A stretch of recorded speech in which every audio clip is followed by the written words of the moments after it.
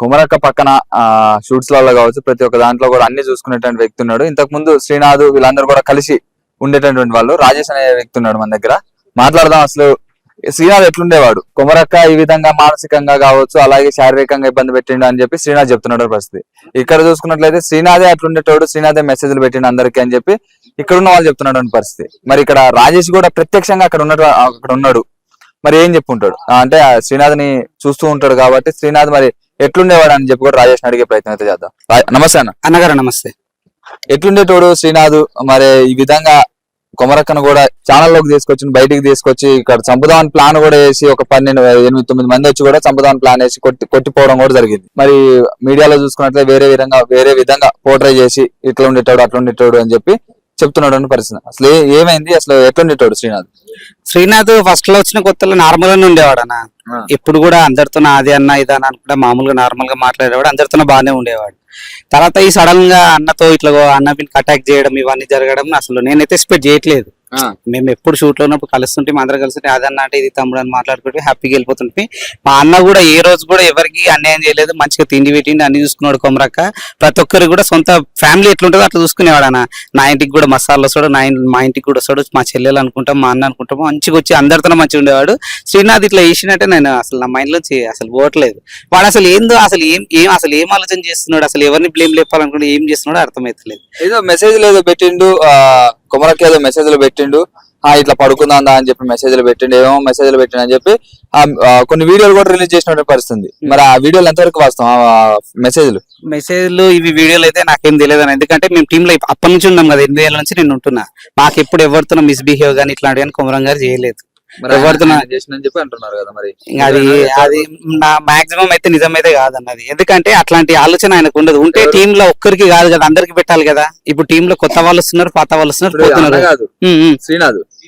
Srinath allegation వేస్తున్నాడు అన్న, అది ఎంతవరకు నిజం కూడా అట్లా ఉండేటోడు అని చెప్పి వీళ్ళందరూ అంటున్నారు. మరి అంటే కొన్ని మెసేజ్ చేసిన ఆ మెసేజ్ చేస్తే మా టీం అంతా ఒక్కడ కూర్చొని నా ఫోన్ నుంచి మెసేజ్ చేసిన అని చెప్పి అని అంటున్నాను. అవునవును, ఇదైతే జరిగింది అన్న. అందరం ఒకరి తర్వాత ఒకరు ఇట్లా చేయడం అట్లాంటివి జరిగింది.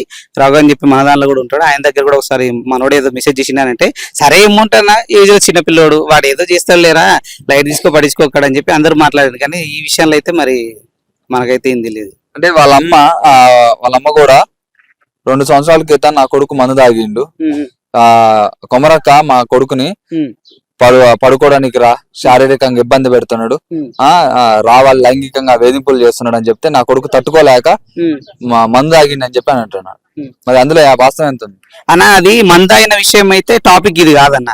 ఆల్రెడీ వీళ్ళ ఊర్లో ఒక ప్రెగ్నెంట్ అమ్మాయి చనిపోతే ఇక్కడ ఊరి చివరిలో స్కూల్ దాటిన తర్వాత ఒక టర్నింగ్ ఉంటది అన్న, అక్కడ దయమైందని చెప్పి ఊర్లో చిన్న పుకారు. అది పుకారు ఉంటే మనోడు అన్నకు ఫోన్ చేయడము, ఇట్లా వాళ్ళ ఎవరో తెలిసిన వాళ్ళతో మాట్లాడించడం అది చేసి, అన్న మాకు తెలిసిన వాళ్ళు నవపేట రూట్ నుంచి ఇటు వస్తుంటే ఇట్లా అయిందన్న ఇన్సిడెంట్, ఇది మీ ఊర్లో దయ్యం ఉందంట కదా అంటే లేచినావు అంటే ఆ విషయంలో వాడు సూసైడ్ చేసుకున్నాడు.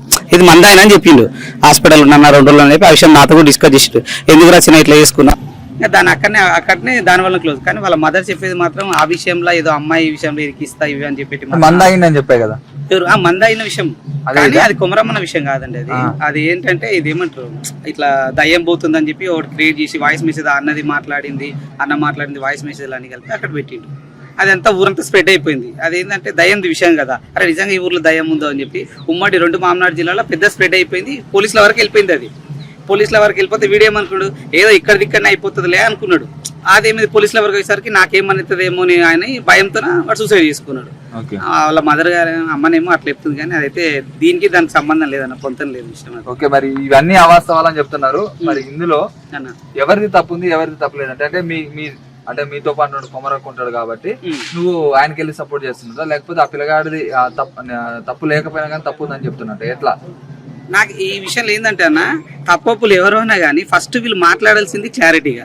ఇప్పుడు అన్న విషయంలోనేమో ఇట్లా అటాక్ చేయడం అది పెద్ద మిస్టేక్. ఏదైనా ఉంటే నువ్వు కూర్చొని మాట్లాడితే అయిపోయేదానికి అది మాట్లాడిండు ఇది హెరాస్మెంట్ అది హెరాస్మెంట్ అని ఇవన్నీ చెప్పడం చాలా పెద్ద మిస్టేక్. ఇప్పుడు అన్న ఏదైనా సమస్య ఉన్నప్పుడు మనం కూర్చొని మాట్లాడడం వేరైతుంది. ఇప్పుడు ఆయన దగ్గరికి వెళ్ళినప్పుడు నేను కూడా ఉన్నాను కార్లా, ఫస్ట్ ఒక 5-10 మినిట్స్ వరకు మామూలుగానే మాట్లాడుతున్నారు అందరూ. ఏందిరా చెప్పు ఏం జరుగుతుంది అది ఇది అని చెప్పి మాట్లాడుతూనే ఉన్నాడు. 2 దెబ్బలు వేసిండ్రు. కట్ట తీసుకొని చిన్న కట్టతో కొట్టిండ్రు. సరే కొట్టినాక కూడా వాడు నా కాలు బతుకులో మొక్కలు ఉన్నాడు, నా కొడుకు చెవులో నుండి రక్తం వచ్చింది, నా కొడుకు చావు బతుకుల్లో ఉన్నాడు అని చెప్పి రిపోర్ట్ లో పట్టుకుని వస్తా, మీరు తీసుకుపోయి ఏ డాక్టర్ కన్నా తీసుకుపోండి, ఆ డాక్టర్ మీరే తీసుకుపోయి మాట్లాడండి, నా కొడుకుకి ప్రాణం దక్కట్లేదు, ప్రాణం పోయేటట్టుందని చెప్పి వాళ్ళ అమ్మ చెప్తున్నాడు అని పరిస్థితి. నా అంత చావు బతుకుల మధ్యలో ఉంటే ఎవరైనా సరే ఇంటికాడ డ్రాప్ చేస్తా అంటారా నా అబ్బాయిని? డ్రాప్ చేయరు కదా. ఇప్పుడు చావు బతుకుల మధ్యలో ఉంటే సక్క మేమైనా కొట్టినాము ఏదో అయింది అనుకుని తీసుకుపోయి హాస్పిటల్ జాయిన్ చేసి అవునమ్మ ఇట్లా అని చెప్తాం. ఆడికి ఇంటికాడికి వస్తారని చెప్పి వాడు వద్దనని మాత్రం కూడా అన్నాడు. ఏమన్నాడు, అన్న నేను నడుచుకుంటే పోతా అంటే ఎందుకు నడుచుకుంటే పోతారా, మళ్ళీ ఎందుకు ఆడికి ఇంటి దగ్గర డ్రాప్ చేసిన దాన్ని వాళ్ళ ఇల్లు గట్లుంటే ఇట్లా డ్రాప్ చేసి వచ్చేసినాం. అప్పుడు కూడా అన్నాడు, అన్న పాప నేను ఉన్నా, నేను స్పాట్ అంటే ఒక ముగ్గురు కలిసి కొట్టారు అని చెప్తున్నారు, అందులో నువ్వు కూడా నేను కూడా ఉన్నా, నేను పక్కనే నిలబడ్డా, నేను జస్ట్ మందలిసిన ఇట్లా అన్న అంతే, నేను ఏం అనలేను. దానికి ఇంకో అతను కూడా కొట్టిండు, బబ్లు అని చెప్పి డ్రైవర్. అయితే ఏమంటున్నాడు అంటే కొట్టినాం అంత గట్టిగా బలవంతంగా కొట్టి ఆ రాళ్ళకేసి వాళ్ళ అమ్మ చెప్పి కిందేసి కొట్టిండు, తొక్కిండు, నా కడుపులో కొట్టిండు, అది కానీ ఏమేమో చెప్తున్నా. అందులో ఇంకోటి ఎందుకుంటదన్న వాని మీద మాకు. అయితే మంచినీళ్ళు తాగరా, మంచినీళ్ళు కావాలా, నాకు మంచినీళ్ళు ఇవ్వండి అని చెప్పి మీ కాలు పట్టుకుంటా మిమ్మల్ని వేడుకుంటే మీరు బూటు కాలుతో తలకాయ లేపి నీకు మంచినీళ్ళు కావాలా అని చెప్పి తిట్టారని చెప్పి వాళ్ళ అమ్మ అంటున్నది. అదంతా అవాస్తవమనా? వాడు నీళ్ళు అడిగిన కార్ దగ్గరికి వెళ్ళి మేమే తీసుకొచ్చేసినాం, నేను డ్రైవర్ ఇద్దరం కలిసి వెళ్ళి తీసుకొచ్చినాం. అన్న అప్పటికే కూల్ అయిపోయిండు, కొమరం అన్న ఎందుకు బెట్ట ఇట్లా చేసినావు, ఇవన్నీ చేయొద్దు కదా, అది ఇది ఏమన్నా ఉంటే చూడరా అది ఇది అని చెప్పి అన్ని మంచిగా మాట్లాడిండు. వాడు కూడా చాలా బాగా మాట్లాడిండు. అన్న ఇది ఎవరికి తెలియదు, ఏం చేయొద్దు అని చెప్పి కాలు పట్టుకొని మరీ అడిగినానా. ఎందుకు నా కాలు కూడా కొడుతుంటే ముఖానికి వస్తే అరే ఎందుకు అవసరం లేదు, ఇవన్నీ పక్క జరుగు, ఇంకోసారి మిస్టేక్లు ఇవన్నీ చేయకు, నీ లైఫ్ నువ్వు చూసుకో, నీకు పేరెంట్స్ ఉన్నారు, మీ అమ్మ ఉంది, మీ నాన్న ఉన్నాడు, ఒక్కడో కొడుకు అంటున్నావు, నీ లైఫ్ లీడ్ చేసుకో, ఇవన్నీ మర్చిపో, జరిగేటివన్నీ జరుగుతుంటాయి, ఇంతవరకు నువ్వు ఎందుకు తీసుకున్నావు, అసలు ఏదైనా ఉంటే డైరెక్ట్ మాట్లాడుకోవాలి, చేసుకోవాలి కదా అని చెప్తే నాతో మంచిగా మాట్లాడినానా.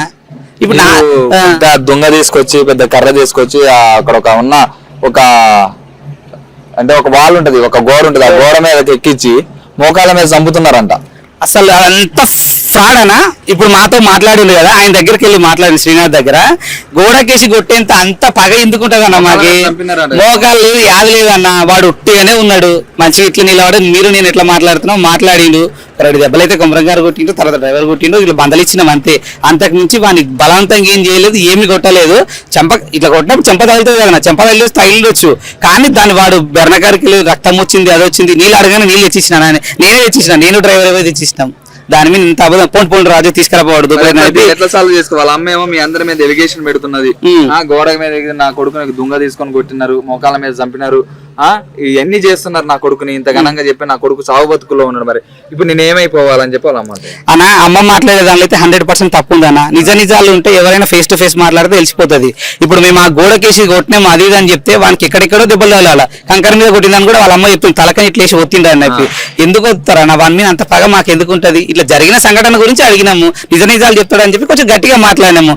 దాన్ని సరిగ్గా జరిగింది గట్టిగా బ్లేమ్ లేపుదాం అనుకున్నారు, మరి ఏం చేయమనుకున్నారు, చేద్దాం అనుకున్నారు. ఇప్పుడు లైఫ్ అయితే ఒకరితో ఇద్దరితో కాదు కదా, వారితో పాటు 8 మంది లైఫ్ ఉంది, 8 మంది ఫ్యామిలీలు బాధపడుతున్నారు. ఇప్పుడు ఈ కొమరక్క బాధపడుతుంది, కొమరక్క టీంలో పనిచేసే వాళ్ళు అందరం బాధపడుతున్నాం. ఎందుకు? ఆ సమస్యను క్రియేట్ చేసింది వాడే, దానికి వాడే సాల్వేషన్ చేయాలి, వాడే దగ్గర నుండి మాట్లాడాలి. ఎందుకు ఇవన్నీ చేయడము? ఏదైనా ఉంటే డైరెక్ట్ కూర్చొని మాట్లాడొచ్చు కదా ఆయన దగ్గర. ఒప్పుకున్నాడా? వీరిద్దరు మాట్లాడేటప్పుడు అయితే నేను బయటికి వెళ్ళినా, అంటే మామూలు అక్కడే ఉన్నా, పక్క దూరం ఉన్నా, మాట్లాడుతున్నాడు, ఒప్పుకున్నాడు వాడు. ఇది చెప్పిండు, అన్న ఏదైనా ఉంటే తెచ్చిస్తానని చెప్పిండు. అంతవరకే తెలుసు. ఇక తర్వాత కొట్టడం అంటే నేను వాళ్ళ అమ్మ చెప్పే మాటలు వింటే నా మైండ్ బ్లాక్ అయిందని అసలుకి.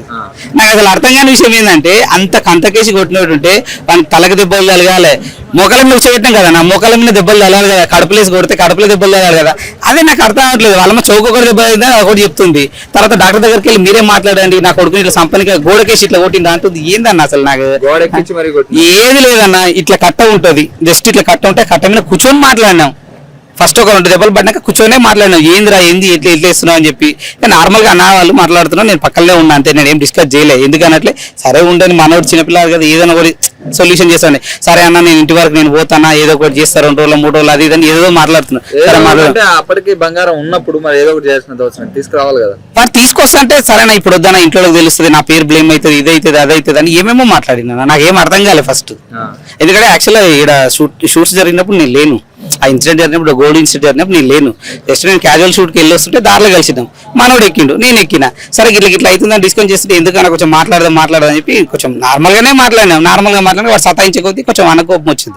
కోపం వచ్చింది దెబ్బలేసింది. ఫైనల్ గా ఏం చెప్పదలుచుకున్నారు ఈ విషయం? ఫైనల్ గా అంటే అన్న మనోడు ఏదైనా తప్పు చేస్తే దాన్ని వచ్చి అంగీకరించి ఏదైనా కూడా తీసుకొని ఇప్పుడు నేను తప్పు చేసినా దాన్ని అంగీకరించి దాన్ని ఏదో సాల్వేషన్ చేసుకుంటే వాళ్ళ ఫ్యామిలీకి మంచిది. 8 మంది ఫ్యామిలీలు ఉన్నారు, ఈడ ఇంతమంది ఫ్యామిలీలు ఉన్నారు. 15 మంది కన్నా దాదాపుగా నేను 8 సంవత్సరాల నుంచి ఉన్నా. ఏ రోజు ఇటువంటి ఎలిగేషన్స్ కానీ ఇట్లాంటివి కానీ మాతో మిస్బిహేవ్ చేయడం కానీ ఏవీ లేవు. కొమరం గారి దగ్గర అందరికి తిండి పెట్టిండు, రూపాయి ఇచ్చిండు, పంపించిండు. నేనైతే దాదాపు 8 years నుంచి చేస్తున్నా. ఆ విషయంలో అయితే నేను తప్పైతే చెప్పలేనన్నా. శ్రీనాథ్ కూడా ఒక వ్యక్తిపరంగా మంచివాడే, కానీ ఇవన్నీ చిల్లర పని చేయడం మాత్రం ఈ మంచి పద్ధతి కాదు. ఒకరి మీద ఎలిగేషన్స్ చేయడం ఇవన్నీ చేయడం కరెక్ట్ కాదు. ఏదైనా ఉంటే డైరెక్ట్ కూర్చొని మాట్లాడి సాల్వేషన్ చేసుకుంటే మంచిగా ఉంటుంది. నేను అంతవరకు థ్యాంక్ యూ అన్న.